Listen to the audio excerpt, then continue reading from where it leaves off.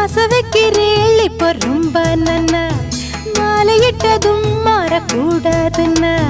பூணூலை சாட்சி பொம்நாட்டியாட்சி ஸ்ரீகிருஷ்ணன் நானல்லடி